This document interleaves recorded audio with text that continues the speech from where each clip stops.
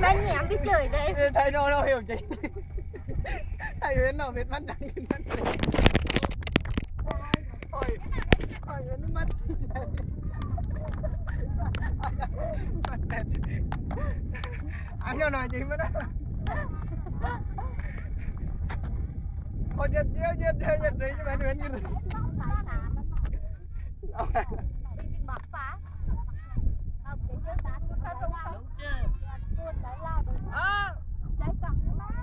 Vy ơi. Mình gọi ai gọi. Được rồi, thao quẩn chính phòng.